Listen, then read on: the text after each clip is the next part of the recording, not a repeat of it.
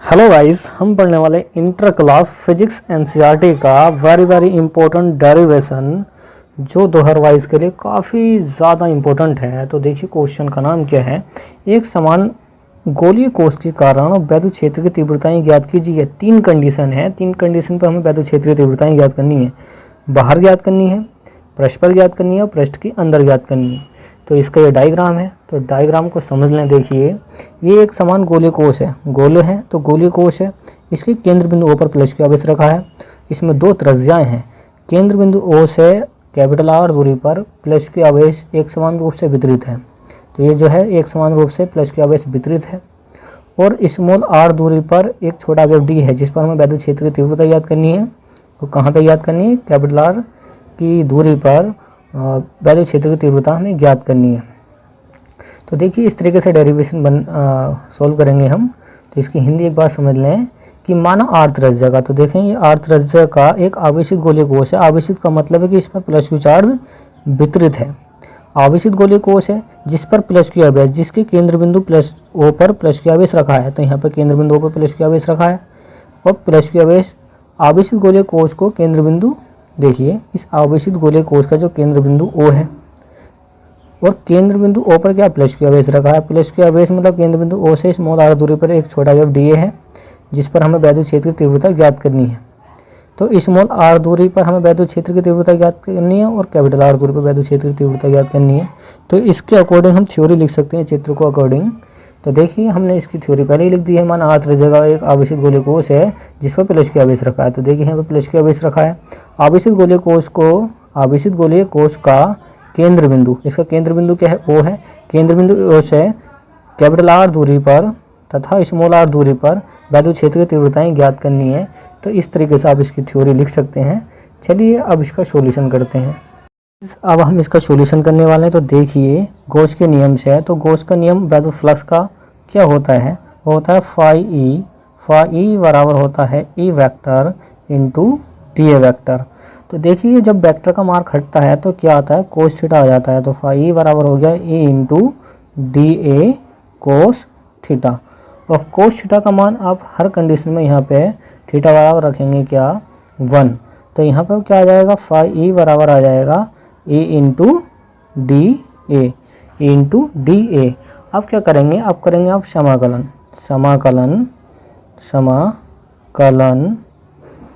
करने पर, on integration बोलते हैं इसको इंग्लिश में। तो देखिए हम इसका समाकलन करते हैं। तो काफ़ी आसान डेरिवेशन है कोर्स है। देखिए इसको, तो हम ये वैद्युत फ्लक्स से इसका समाकलन करते हैं तो बनेगा डी फाई ई। इसका करते हैं समाकलन, क्या करेंगे? समाकलन E इंटू डी ए।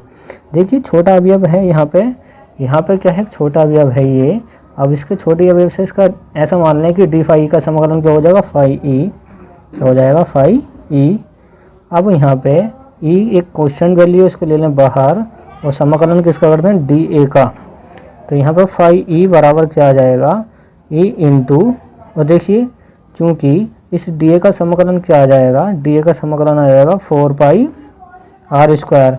ये होता है गोले का क्षेत्रफल या वृत्त का क्षेत्रफल, गोले का क्षेत्रफल। तो इम्पोर्टेंट बात है कि गोले का क्षेत्रफल क्या होता है? 4 पाई r स्क्वायर। तो हम समाकलन में उसका क्षेत्रफल रख देते हैं, क्षेत्रफल का फॉर्मूला। तो 4 पाई स्क्वायर हमने क्या रखा इसका? ये रखा। तो देखिए अब हमें मान किसका चाहिए? हमें मान चाहिए E का।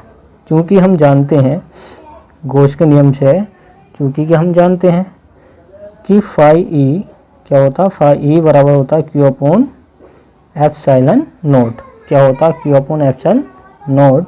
इस फाई की जगह क्या रख देंगे हम? इस फाई की जगह देखें, इस फाई की जगह क्या रखेंगे हम इस फाई की जगह रखेंगे Q अपॉन एप्सिलॉन नॉट। इधर कौन है? E इंटू 4 पाई r स्क्वायर। तो देखिए इस कैपिटल E का मान चाहिए हमें। किसका? कैपिटल E का मान चाहिए। तो E का मान निकालने के लिए देखें, इस E का मान निकालने के लिए सारे 4 पाई r स्क्वायर गुणा में है, इसके बड़े में आ जाएगा। तो क्या आ जाएगा? Q अपॉन क्या आ जाएगा? 4 पाई, और ये एप्सिलॉन नॉट को अब लिख लें, वो क्या लिख लें? r square. अब इसको फॉर्मूला बना के लिख दें। देखें कैसे लिखा जाएगा? तो ई बराबर हम क्या लिख सकते हैं 1/4πε0 क्यू अपॉन, देखें क्यू ई का ना क्यू वही आ जाएगा, बटे में कौन है आर स्क्वायर। तो ये आ जाएगी कहाँ पर, वैद्युत क्षेत्र की तीव्रता कहाँ आ जाएगी, बाहर। तो देखिए इस गोले कोश के बाहर इस पे स्मॉल आर दूरी पर, स्मॉल आर दूरी पर वैद्युत क्षेत्र की तीव्रता, देखें स्मॉल आर दूरी पर वैद्युत क्षेत्र की तीव्रता क्या आ गई, ये आ गई। तो इस तरीके से आप क्या सॉल्यूशन इसको कर सकते हैं। बस आपको क्या ध्यान पर रखना है, जब आप इसका समाकलन करें तो बस गोले का क्षेत्रफल, गोले का क्षेत्रफल ध्यान रखें, गोले का क्षेत्रफल होता है 4πr²। तो जैसे ही 4πr² रखेगा तो यहाँ पर फाई की वैल्यू क्या रख दें आप, Q/ε0, ये कोश का नियम होता है। तो जैसे ही हम इसको बराबर में रखेंगे तो ये का मान यहाँ से निकल जाएगा। इस तरीके से क्या इसका सॉल्यूशन हो जाएगा। तो चलिए अब हम नेक्स्ट वाला सवाल करते हैं इसका। देखिए गाइस, हम निकाल रहे हैं पृष्ठ पर वैद्युत क्षेत्र की तीव्रता, पृष्ठ पर वैद्युत क्षेत्र की तीव्रता, ये सेकंड पार्ट है इस डेरिवेशन का। तो पृष्ठ पर, तो ये पृष्ठ है इसकी बाहरी सतह जिस पर प्लस की आवेश एक समान रूप से वितरित है। तो यहाँ पर हमें वैद्युत क्षेत्र की तीव्रता निकालनी है कौन सी, कैपिटल आर दूरी पर। तो वही निकालना, जैसे सिमिलरली ऐसे ही करना जैसे पहला वाला करा है। तो देखिए कैसे होगा। तो गॉस के नियम से फाई बराबर होता है E vector into D vector. Vector का मार्क यहाँ से हम हटाते हैं, तो वेक्टर का मार्क यहाँ से हटाते हैं तो क्या आता है ए इंटू डी ए, क्या आ जाएगा कोस थीटा। और यहाँ पर थीटा बराबर आप क्या रखेंगे 1। तो यहाँ से क्या आ जाएगा फाई ई बराबर क्या आ जाएगा ए इंटू डी ए, क्या आ जाएगा ए इंटू डी ए। अब करेंगे हम समाकलन करने पर, समाकलन करने पर फ्रेंड्स, अब इसका समाकलन करते हैं हम।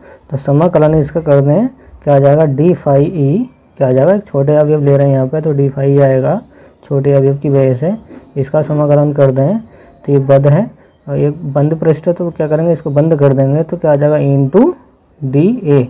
तो यहाँ पे क्या आ जाएगा डी फाई का समाकलन होता है फाई ई, डी फाई का होता है फाई ई, यहाँ पे ई आ जाएगा बाहर को क्योंकि ये इसका समाकलन नहीं होगा, कर दें अब डी ए का समाकलन। तो देखिए अब यहाँ से पॉइंट की बात यह है समझने की, अब ध्यान दें मैं, तो देखिए ये जो डी ए है इस डी ए का समाकलन क्या रखा जाएगा, यहाँ पर आर का मान क्या आ जाएगा कैपिटल आर, क्या आएगा कैपिटल आर। तो फाई ई बराबर क्या आ जाएगा, यहाँ पर आ जाएगा ई इंटू और डी ए का समाकलन आ जाएगा 4π कैपिटल आर स्क्वायर, ये आ जाएगा गोले का क्षेत्रफल। 4πr² होता है गोले का क्षेत्रफल, इसको कहते हैं समीकरण नंबर 1। अब कर दें गॉस के नियम से दोबारा, देखो पुणे गॉस के नियम से कर रहे हैं हम, गॉस का नियम। और गॉस का नियम अपना सेकंड वाला क्या होता है, वो होता है फाई ई बराबर होता है Q/ε0, इसको कहते हैं समीकरण नंबर 2, क्या कहते हैं समीकरण नंबर 2। अब समीकरण 1 व 2 को हल कर दें, क्या कर दें समीकरण 1 व 2 को हल करने पर तो देखिए फाई ई यहाँ पे है, फाई ई का मान है, ये भी फाई ई का मान है।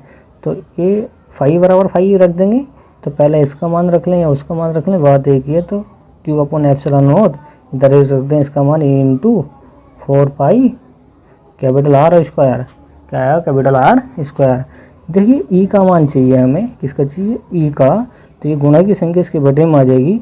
तो ई बराबर क्या हो जाएगा, क्यू है ऊपर पर रहने दें, ये 4π और इसका गुणा में है तो इसके बटे में आ जाएगा, इसके क्यू के बटे में आ जाएगा। तो 4π क्या लिख दें अब ε0, अब क्या लिख दें कैपिटल आर स्क्वायर। अब इसको आप क्या कर दें थोड़ा क्रम से कर दें। तो देखिए ई बराबर क्या आ जाएगा, ई बराबर आ जाएगा 1/4π ε0 और ऊपर क्या है क्यू और नीचे क्या बचा ये वाला कैपिटल आर स्क्वायर। तो इस तरीके से हम मान इसको अरेंज कर सकते हैं, इसके मान हम इस तरीके से अरेंज कर सकते हैं। अब ये कहाँ आ गई आपकी, ये आ गई पृष्ठ पर वैद्युत क्षेत्र की तीव्रता। अब देखिए हम केंद्र पर निकाल लेते हैं, डेरिवेशन कंप्लीट हो जाएगा, 5 नंबर पक्के हो जाएंगे। देखिए अब गोलीय कोश के अंदर वैद्युत क्षेत्र की तीव्रता निकाल लें, तो ये है इसका थर्ड पार्ट, इसका है तीसरा पार्ट। तो इसमें हम गोलीय कोश के केंद्र पर वैद्युत क्षेत्र की तीव्रता निकालेंगे। तो कि केंद्र से इस पर तो प्लस की आवेश है और प्लस की आवेश पर वैद्युत क्षेत्र की तीव्रता यहाँ पर शून्य होगी।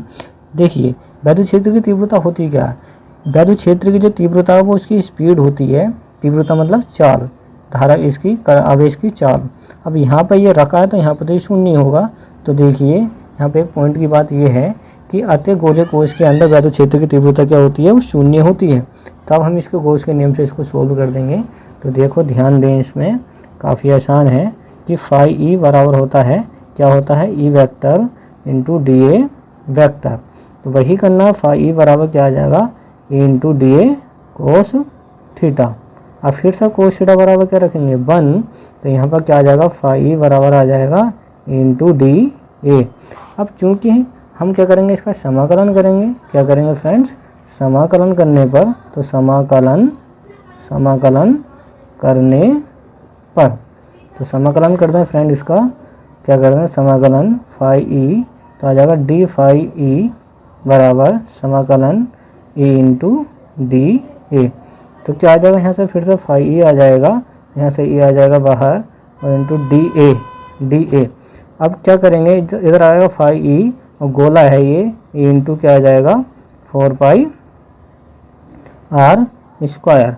तो 4 पाई आर स्क्वायर, यहाँ पे ई बराबर कितना है, 0। तो फ्रेंड क्या हो जाएगा, यहाँ पे इसका मान हो जाएगा 0।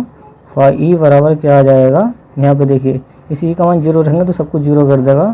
तो यहाँ पर क्या आ जाएगा, वैद्युत क्षेत्र की तीव्रता क्या आ जाएगी, 0 आ जाएगी। तो इस तरीके से हम इसके केंद्र पर वैद्युत क्षेत्र की तीव्रता निकाल सकते हैं। यहाँ पे क्या आ गई, 0 आ गई फ्रेंड्स। आगे डेरिवेशन हो गया कंप्लीट। उम्मीद है कि आपको ये डेरिवेशन समझ में आया होगा। अगर वीडियो आपको पसंद आई हो तो वीडियो को लाइक कीजिए एंड शेयर कीजिए और चैनल को सब्सक्राइब कीजिए। और फिर मिलते हैं हम नेक्स्ट वीडियो में। Thanks for watching guys.